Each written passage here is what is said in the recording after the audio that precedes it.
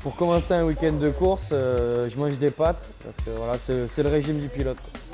Moi, pour le repas, c'est la patate.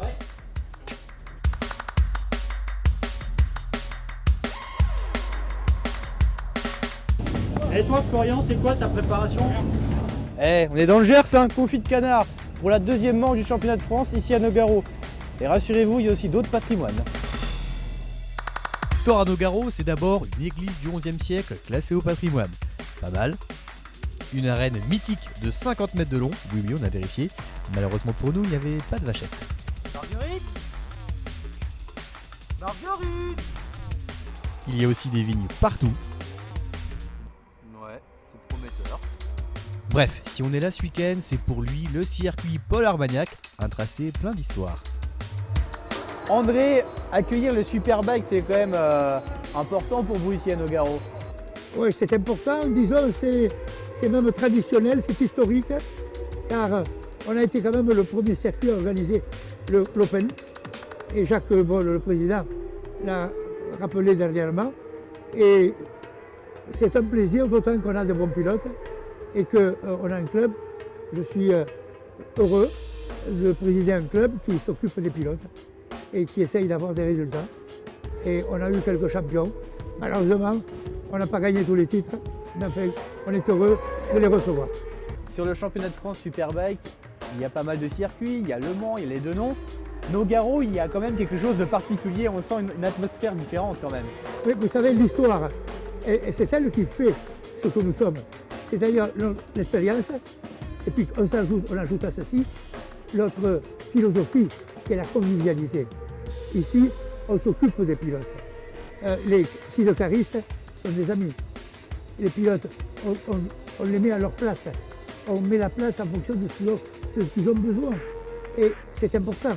Il faut qu'ils se sentent à l'aise. Et c'est ce qui fait Nogaro. Qu'est-ce qu'il a de spécial ce circuit à Nogaro? Il a une âme. Hein.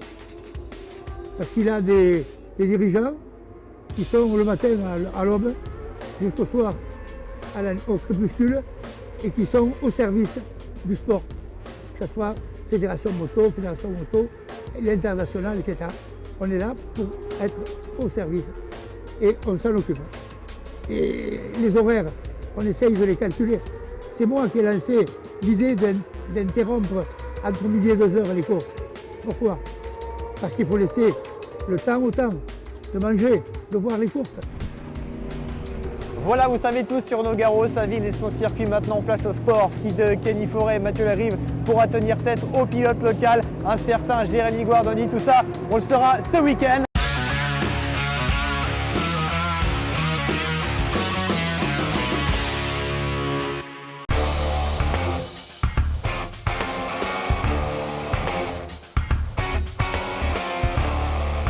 Salut tout le monde, c'est Hugo Claire. J'ai 22 ans et je roule en Superbike en championnat de France. J'ai commencé en 2009, à l'âge de 15 ans. Donc j'ai commencé avec mon père, un petit fourgon, on partait sur les courses du Trophée Malocip. Et puis j'ai commencé à gagner des courses, donc on a évolué petit à petit. Après on a monté un petit peu les étapes, on a fait du 100 Promo Sport. Après on est parti en Superbike. Et 2015-2016, Team Moto 1, un coup 5e il me semble, et puis champion de France en 2016, c'était plutôt une belle année. Hugo avait déjà commencé les compétitions quand je l'ai connu. Je suis allé à une course où il était dans un autre team, et puis j'ai vu que c'est lui qui faisait sa propre mécanique, qui faisait le pilotage, qui faisait tout. Et je dis bah là, si tu veux progresser, il faut qu'on t'aide. Et du coup, je l'ai fait intégrer ma structure. C'est comme mon second père, hein. Je suis tout le temps chez lui. Après, il a une concession à 1 kilomètre de chez moi, donc je suis tout le temps à la concession, chez lui. Le dimanche midi, j'appelle même pas, je toque à la porte et je viens manger. C'est vrai qu'aujourd'hui, on a une relation presque père-fils, pote. Et en même temps, de temps en temps, je suis aussi le patron et qui gueule. Quand tu fais une bêtise, ça se passe comment? Après, à côté de ça, il gueule pas beaucoup. Donc ça va, donc sur ce côté-là, c'est plutôt moi qui gueule. Même quand j'ai tort, souvent je gueule, mais c'est sûr que c'est dur à gérer. Il y a des moments, il faut qu'on fasse une petite pause.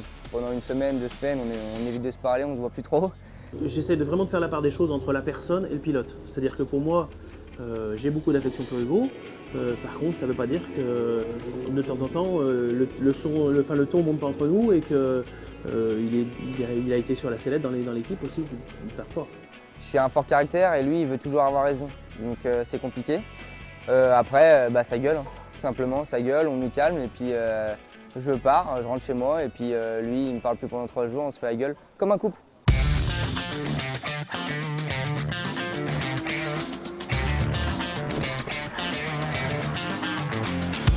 C'est une boule de nerf. À titre d'exemple, à Manicourt, il y a 2 ans, je crois, 2 ou 3 ans, j'étais en tête. Il gagne la course, il percute Cyril Tang après l'arrivée. Il a fallu que les médecins du circuit ont dû lui mettre une camisole de force, tellement il voulait tout casser. Il est assez nerveux, il se pose beaucoup de questions. Après, quand il est en confiance, il est vraiment difficile à battre. On a pu le voir l'année dernière. Mais c'est vraiment un bon pilote et il va nous le prouver encore cette année avec son arrivée en Superbike. Je réfléchis beaucoup. Il y a des moments dans la journée, je vais me poser pendant 10 minutes, je vais être au bord d'une table, je vais regarder le sol et puis je vais réfléchir de tout et de rien. Donc ouais, je suis un peu, c'est un peu bizarre, je suis détendu mais à côté de ça je suis quand même pas mal réfléchi, je suis assez posé, réfléchi. Je réfléchis toujours à ce que je vais faire. Quand je suis sur la piste, je réfléchis beaucoup trop. Quand j'arrive dans le box, je me dis, j'ai trop réfléchi. Et c'est dur à gérer, hein, mais ouais, je pense que là, en ce moment, je réfléchis un peu trop. Après, sur la moto, quand tout va bien, honnêtement, je pense que je peux être quelqu'un de très très fort. C'est le petit Mexicain, comme on l'appelle. C'est un petit qui a énormément d'énergie et voilà, c'est boule de nerf. Si tu avais un mot de la fin, ça serait quoi? Prendre du plaisir, s'amuser, c'est essentiel. Hein. S'amuser, il faut toujours s'amuser sur la moto, mais même dans la vie privée, dans la vie, sur le boulot, il faut toujours s'amuser, pas avoir de regrets, surtout jamais avoir de regrets.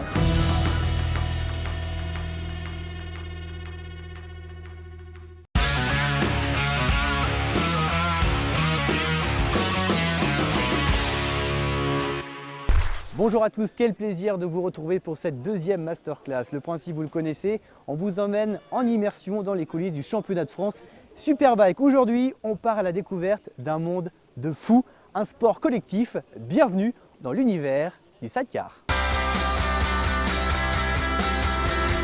Autant vous le dire tout de suite, le sidecar est une discipline complètement folle qui force l'admiration. Pour mieux la comprendre, nous avons suivi un certain Sébastien Delannoy, le pilote le plus titré dans l'histoire de la catégorie, 14 fois champion de France, figure incontestable du side français. Salut Sébastien. Bonjour. C'est quoi ce truc? Qu'est-ce que c'est que ce truc? Eh ben, cette machine, voilà, c'est un sidecar de vitesse qui est prévu pour faire du circuit et non une machine de route. Hein. Tout est techniquement évolué pour faire de la piste. Alors autant une moto on peut l'acheter en concession, mais ça c'est un prototype, ça vient d'où? Ça fait comment? Disons que cette machine, alors soit on peut bien sûr se faire nos sidecars, se monter nos machines, ou acheter un sidecar, on va dire, pas vraiment tout fait quoi, mais il faut quand même monter, c'est un prototype, il faut quand même adapter sa machine aux passagers et aux pilotes. En fait, il y a une base et ensuite tu la personnalises. Voilà, c'est ça, c'est ça. Donc après, on est libre de monter ce qu'on veut en motorisation, tout en restant dans la cylindrée de 1000 cm3, mais il faut adapter sa machine à soi-même. Alors sur le championnat de France Superbike, il y a 2 catégories, il y a F1, F2, ça veut dire quoi concrètement? Alors F2, donc c'est les petits châssis, c'est les châssis courts avec 600 cm3. Alors c'est une très bonne machine pour démarrer, il y a moins de réglages, il y a une base, donc ça reste le départ de la catégorie. Et là on est sur un F1, donc c'est un petit peu la catégorie reine, on va dire. Voilà, c'est ça, mais par contre là il faut déjà de l'expérience, parce que c'est une machine qui est nos limites. Hein. Tous les réglages sont permis. Hein. Donc aussi bien sur le châssis, sur les roues que sur la motorisation, l'électronique, donc il faut déjà un petit peu d'expérience. De l'expérience, oui, il vaut mieux d'ailleurs. Sa machine développe 200 chevaux pour 230 kg, un rapport poids-puissance hallucinant, tout comme la position de conduite qui a de quoi faire peur. Toi tu es allongé ici, et oui. en dessous de toi, tu as juste le pot d'échappement au niveau du buste. T'es pas un peu fou quand même? Oh, peut-être, Sérieusement. ça c'est possible.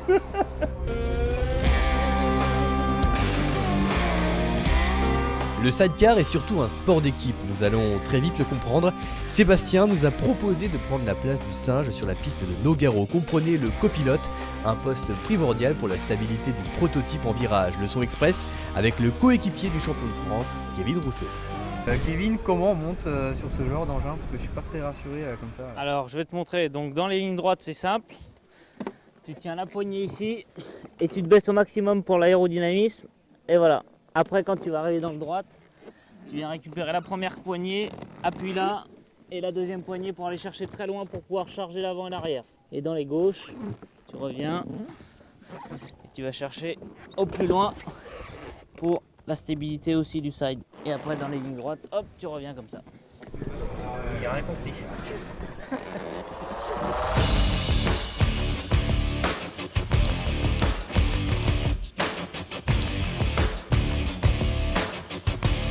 Et t'as prévu quoi? Tu sors carrément dans le gauche?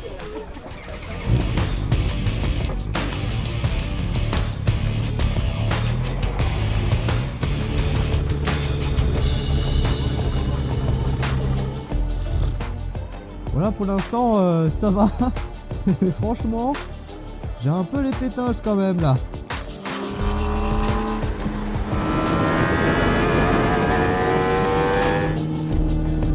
Allez, c'est parti. Ah, c'est un fou ce mec.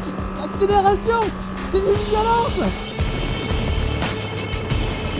Dans les virages, on est totalement projeté à l'extérieur. Il n'ose pas rien. Ah, je sais bien qu'on est dans le Gers, mais j'aurais pas dû reprendre 2 fois gras à midi.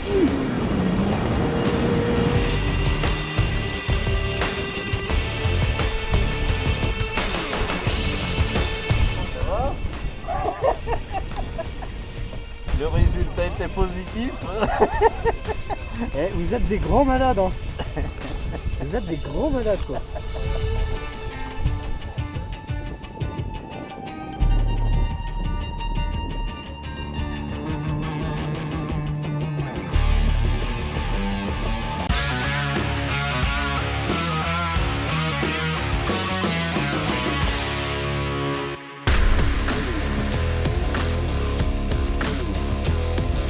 Une question d'équilibre, des sensations fortes, un regard fixe vers une ambition simple.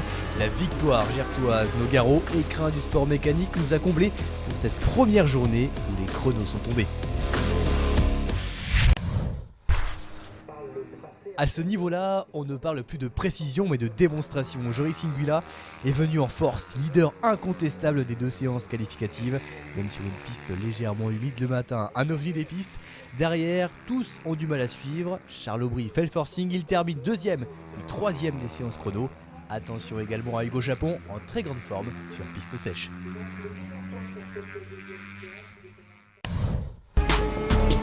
Décidément, on ne les tient plus. Les as du super sport ont tenté des coups de poker toute la journée.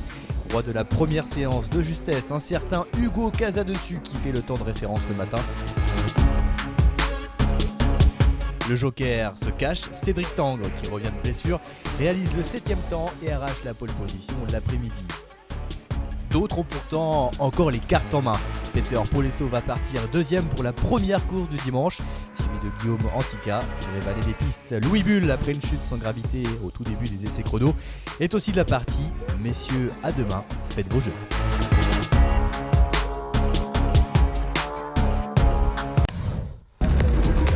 Une pincée de Guarnoni, un zeste de forêt, saupoudrez le tout par un extrait de Gignès et vous obtenez la recette des essais chrono du samedi à Nogaro. Autant vous le dire tout de suite, on a dégusté du bon. Guarnoni est allé au charbon le matin, il fait le temps de référence sous la pression de David Checa, soifé de victoire. Pour la première course, la première ligne sera la brochette suivante. Guarnoni, forêt Gignès. Guarnoni est à point, il réalise même un record de piste. Bref, les carottes ne sont pas cuites et vivement le dessert demain.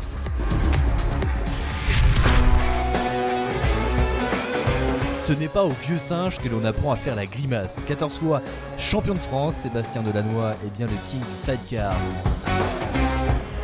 son coéquipier Rousseau est absent, victime d'une légère chute sans gravité pendant les essais. Sa remplaçante, oui, c'est une fille, la pétillante Emmanuelle Clément. La paire s'échappe vite en tête, laissant Moreau Cadet derrière en duel avec Le Bail-le-Vaux. Rien à faire, l'expérience des vieux loupards fait la différence. Bref, Delannoy excelle, Moreau Cadet défend et Le Bail-le-Vaux bien. Pour le reste, rendez-vous demain sous le soleil du Gers.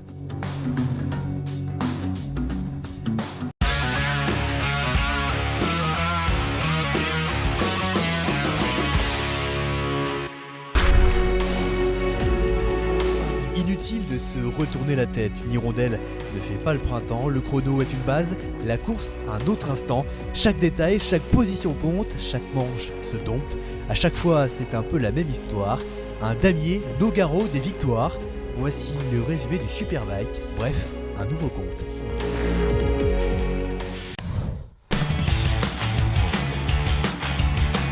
C'est peut-être l'une des dernières démonstrations de Joris Ingwila. Il a beau dérouler, affiner son pilotage, démontrer tout son talent pendant les deux courses du dimanche.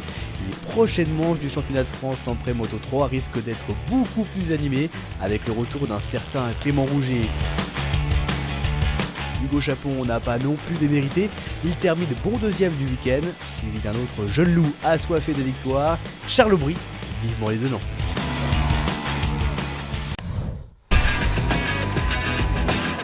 Hugo casa dessus le C. Son point fort, c'est le départ. Pole position pour lui pour commencer la journée. Mais la course en a décidé autrement. Derrière, il y a du monde assoiffé de victoire, comme Clément Stoll ou encore Louis Bull et sa nouvelle monture.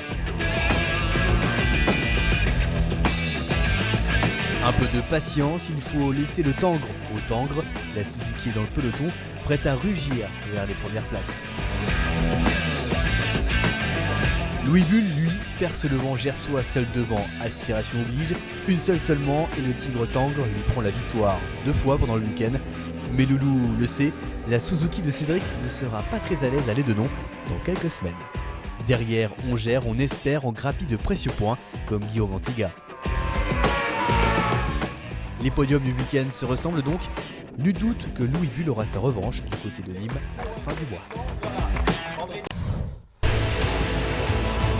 Nogaro est un circuit chargé d'émotions pour les pilotes. S'aligner sur la ligne de départ est une sorte d'hommage. Guardoni, en prince de l'asphalte, a tout de suite donné le ton.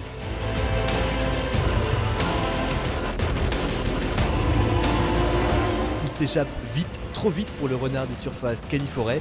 Il n'a pas roulé depuis les 24 heures du Mans, le rythme est différent, il faut s'adapter tout comme pour David Checa avec sa Yamaha numéro 94. Fait de ce premier rendez-vous un safety car suite à la chute de Mathieu Luciana. Paralysie totale des chasseurs de tête, une en particulière, celle de Guardoni. Il déroule et s'impose devant un David Perret en forme et un Kenny Forêt tout en finesse. Pourtant, Guardoni, un peu trop pressé, va commettre l'erreur et va chuter sans gravité dans la deuxième manche, laissant Kenny Forêt s'exprimer en résistant aux attaques de David Perret. Les positions ne vont pas changer jusqu'à l'interruption de course. David Checa va compléter le podium, plutôt rassurant après son abandon au banc.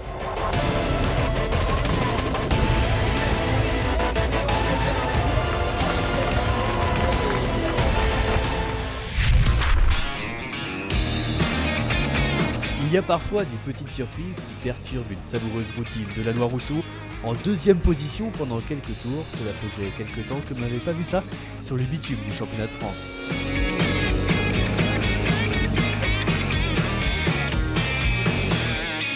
La deuxième course du week-end a pour leader provisoire le numéro 33, un équipage local, l'Église Oliger, licencié à l'ASM Armagnac Bigorre. Mais bon, il faut bien se rendre à l'évidence, résister c'est bien, subir des attaques c'est dur. Delannoy Clément en patron s'impose et s'échappe vers une autre victoire avec une pensée, c'est vrai, pour son singe officiel, un certain Kevin Rousseau, blessé ce week-end.